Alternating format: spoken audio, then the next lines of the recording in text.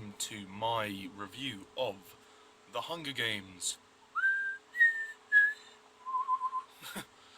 I couldn't resist.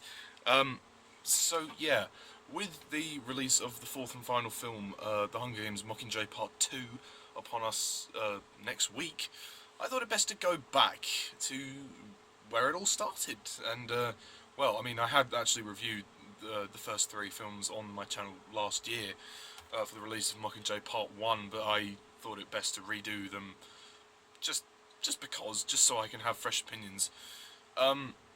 So yeah, The Hunger Games, the first one, directed by Gary Ross, based off the phenomenal book written by Suzanne Collins, who also actually came on as a producer to this film, which is great. So the story is that it centres around this female protagonist called Katniss Everdeen, and there are basically these districts. This society has been split into 12 districts after a rebellion, and in order to keep the peace, the capital of this society initiated a Hunger Games, which is like this life and death game where two people from each district are chucked into this life or death game every year as a kind of a punishment, really, for that. And only one person comes out alive out of 24. So yeah, and Katniss Everdeen is from District 12, which is like the poorest shit district, and you know, her sister is really worried about being chosen for the Hunger Games, and consequently is chosen. But Katniss volunteers in place of her sister, and our story goes on from there. And also, a boy called Peter Malark, he gets thrown in there as well, and they live a life of luxury for quite a bit of time. They train for the games, and then they are thrust into this game, and they have to make it out alive. And you know, I mean, the story does progress in the sequels, but this is kind of the start of it, really. And yeah, I really liked The Hunger Games. I thought it was a surprisingly good film. I mean, when this film was coming out in 2012, I watched the trailers, and I wasn't really sure, like, because it was just this kind of, like, I heard that it was this kind of teen fanfic, well, not fanfic, but teen thing, adaptation. I was like, oh, right, okay. But my sister really likes the Hunger Games trilogy, so I thought I'd give it a chance, and lo and behold, I'm so glad I did. This film is great. It really is a great film. I think the story is very good. I like it. I mean, yeah, I know, kind of battle royale, you know, it is kind of similar to that, but, you know, it's, it makes it more kind of, it puts a spin on for a new audience. Obviously, it's kind of centered around a kind of a teen audience. I mean, but, you know, my mum loves the Hunger Games, so yeah, it's not just for teens. It really does. What separates the Hunger Games from, like, other teen dramas that have been adapted, like Divergent and Twilight, is the fact that this has a very political commentary to it.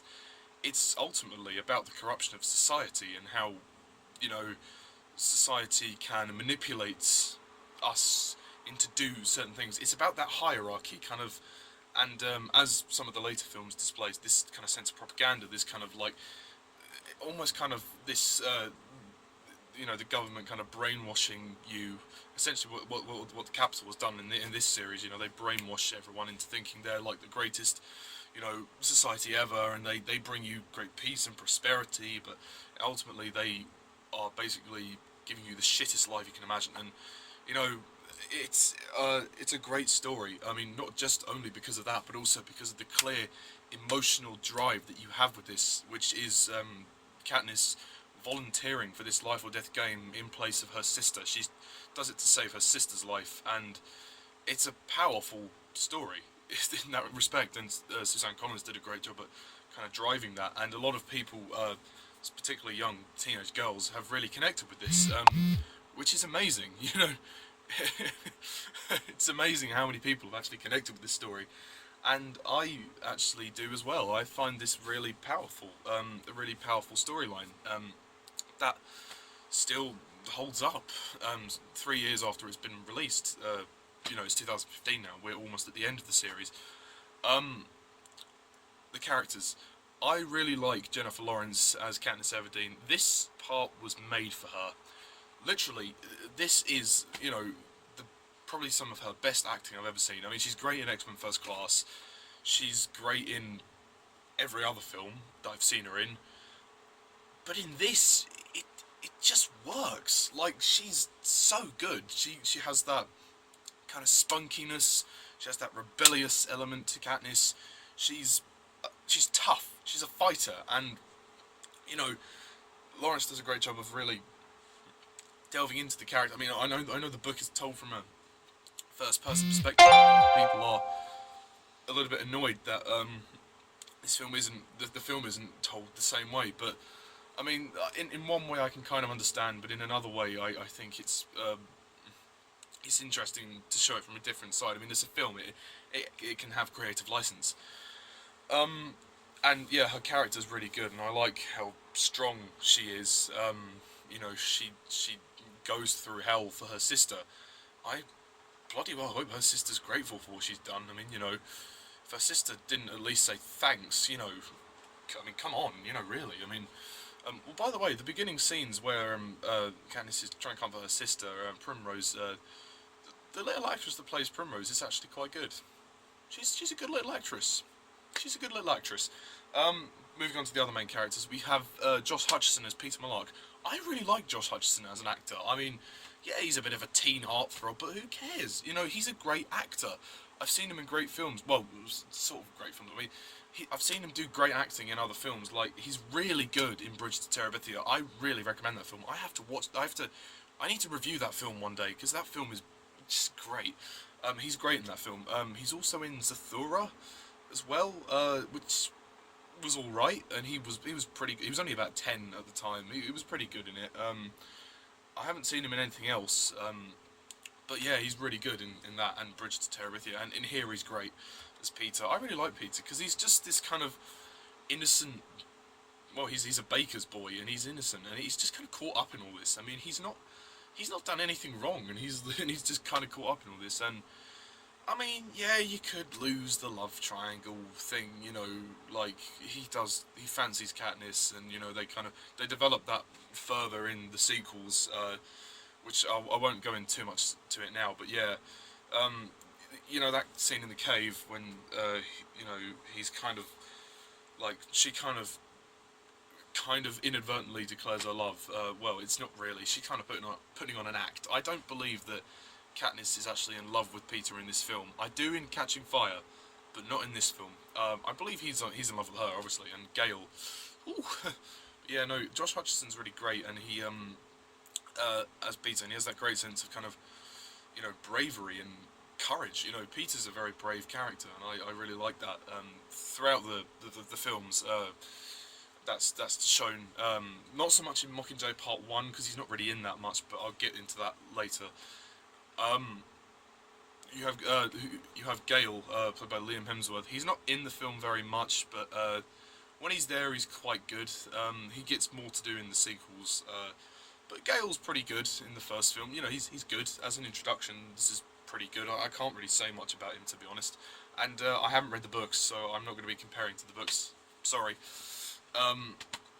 You have Woody Harrelson as Haymitch. I love Haymitch. Haymitch is a great character. He's like this kind of like drunken wreck, but at the same time he's this really knowledgeable guy. He knows everything there is to know about the Hunger Games. He's been there before and he's won it, and you really see that kind of weight. You kind of see that history in his performance. Like, Woody Harrelson did a great job of showing the damage of Haymitch. After the games have damaged him, and he's been reduced to this kind of alcoholic. But I think Katniss kind of gives him a bit more kind of to live for, essentially. He kind of feels like there's nothing worth living for. He's just kind of depressed and is drunk, but he's got a lot. Katniss gives him a bit more life. One other character which I really like is Effie. Effie Trinket, played by Elizabeth Banks. She brilliantly played by Elizabeth Banks. I mean, her dress sense is just obscure. But I love that about her. I mean, you know, she's often compared to Lady Gaga, and that is very much true. I think Effie's a very vibrant character. I love that. You know, Elizabeth Banks is a terrific actress. She's great as Effie, and you know, I really like Elizabeth Banks. And she really does give you the most kind of pantomime-ish performance, I suppose you can say. You know, she's like, "Oh, happy Hunger Games, and may the odds be ever in your favour." Like that, it's just every time you watch her on screen, it's just mesmerising. Like, you know, I'm stunned at how great her performance is. You've got some other minor characters. You've got Sinner, played by Lenny Kravitz. He's good. I mean, he doesn't get much to do, but he's good in the scenes he's in. Also, you have Seneca Crane, who's like the game maker. He's pretty crap at his job, to be fair. I mean, you got all the other tributes who I'm not going to mention too much about. Apart from Rue, I'll get to that later. You got President Snow, who you don't really see much of in this film, but towards the end you start to suspect something is up with him, and you would be right. But we'll get to him later. We'll save him for the next one. Yeah. Also, Stanley Tucci is great as Caesar. He's very funny. Rue, yes. This movie does. What I really like about it is that it really has that. It captures that intensity of the situation, which is great. You know, it makes you feel like you're there with Katniss and the other tributes, kind of involved in this. You know, it's really intense to watch. It's quite harrowing. You know, they captured that from. I know a lot of people sort of. I imagine people who read the book probably felt the same way. I mean, I haven't read the books, but it genuinely is quite shocking to kind of see Katniss deal with all of this. You know, it's the bloodbath. It's a brutal, you know, death match. That's literally what it is. I mean, I mean, the first half of the film is like this gut-wrenching build-up to this, you know, utter, you know, bloodbath, as I've said, and you know, you're left with that suspense, which I love. I mean, the training scenes are really good, and really get you kind of like, it gives you a taste of what to expect in the second half of the film, and it also the first half of the film does develop a lot of its characters very well. I mean, some characters aren't focused on as much, like, you know, Gale, but you know, that's leaving for the next film. Yeah. What was I going to say? Gary Ross's direction.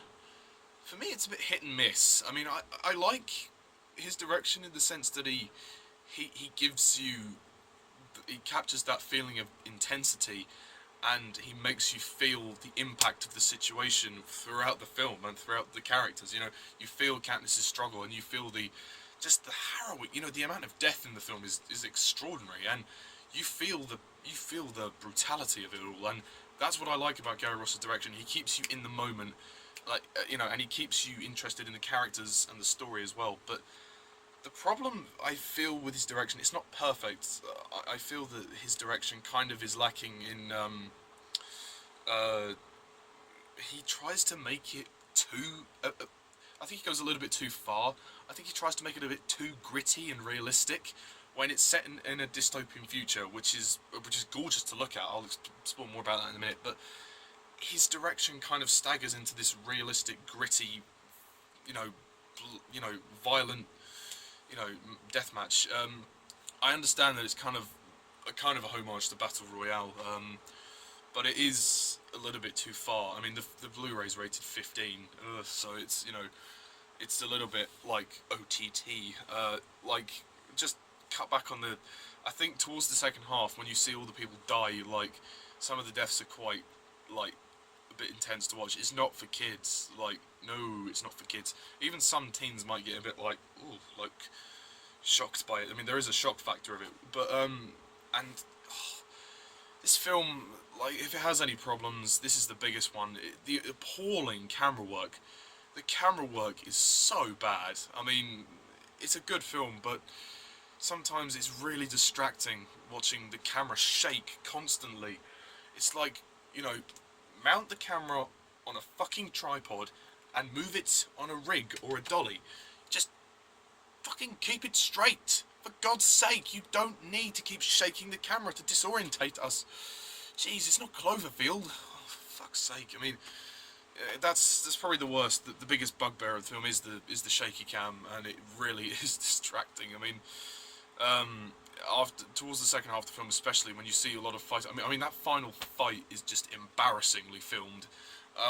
It's well acted and it's well choreographed, but you just can't see what's going on. Partly because the scene is so dark, and also like darkly lit. Also, and because the camera's shaking around. It's like the cameraman jumped on top of the cornucopia thing and was like following the actors and like sliding all over the place. Like, just for God's sake, keep it on a tripod, keep it straight, use a crane for God's sake.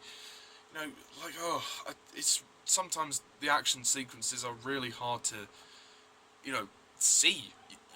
You can't see them very well, which is the biggest bugbear with this film. The camera work is appalling. I mean, thankfully it improves in the next film, but it is really bothersome here. Yeah, and I mean, towards the second half of the film, I do like, the scene with Rue when she dies is quite sad. I mean, even though Rue is only a small character, it is nice to see how they explored her, because she's essentially, that reminder. She's that reminder of Katniss's sister, and when she dies, it really hits Katniss hard, and Jennifer Lawrence does a great job in that scene, and the music is great. I think the music overall is really, really good by James Newton Howard. He's one of my favourite film composers, and his soundtracks for the Hunger Games series have been really good, and hopefully for the last one it will be great as well. So yeah, and Rue's death in the saddest scene of the film is very sad, and when you see the District 11 actually fighting back afterwards, when they do Katniss does the symbol, and then the Rue's dad starts tearing up District 11, and the peacekeepers come in, and those peacekeepers, my mum always thought they looked like stormtroopers. I can kind of see where she's coming from. They do have that kind of look about them, but I think they're cool nonetheless. The movie's very long. It's like 2 hours 20 minutes. It is a bit slow, but only in terms of build-up, and towards the end of the film, the climax, by the time the climax comes on, you are getting pretty tired. I did feel a bit tired. Maybe that's just because I'm, it's late when I was watching it, and I don't know, and also because the last fight is just really badly filmed, so maybe that's why I was getting tired of it. I don't know. But yeah, the film has some really intense moments, some great acting from the cast. Really gorgeous visuals. It is a visually stunning film. Look at the Capitol, the way the cinematography and the visual effects are done are superb. And that remained consistent throughout the films, which is great. Well, at least so far. Hopefully the part two, Mockingjay Part 2 will follow in the same vein. I really think that the film has great visuals, and when you first come into the Capitol, it's sort of vibrant and colourful. It really does contrast. It really juxtaposes heavily from the to District 12, which looks nothing more than like a kind of a old ruined shanty town. Well, not so much a shanty town, an old town that's kind of decrepit and not really anything left of it, really. It's it's a poor town, and the Capitol's so lit up and it's vibrant, and it's great. And that parade scene is really good as well. I think that's the best filmed scene of the film. Yeah, the sound editing is quite good as well. Like when the moment when Katniss is running away from the fire, that's quite good. Yeah, I really liked the film. The end credit song is just fucking awful. Oh god, I don't know what it's called, but I think it's by Abraham's daughter or something or other. I don't know. Just look it up. But it's terrible. It's like now we know. Like, it's so depressing. Like, oh, is that it? Is that what we get for a credit song? But that's a minor bugbear anyway. Overall, I really enjoyed this film, and it's a great film. I go back to it, and it's not the film that actually won me over to the series. That would be the next one. But it did give me an interest in the series, and it was. I can see why people love it, and I don't think it's perfect, so I'm going to give this film an 8 out of 10.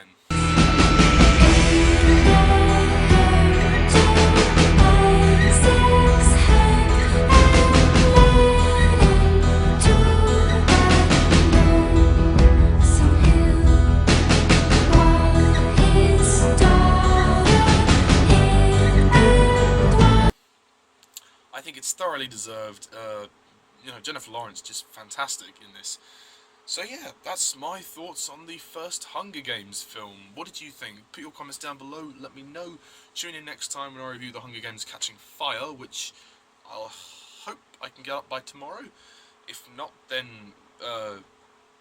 maybe the day after or the day after that, and then Mockingjay Part 1 and then Mockingjay Part 2. So yeah, that's all I have to say for now, so thank you all for watching. As always, I'm Mr. TARDIS11, and see ya.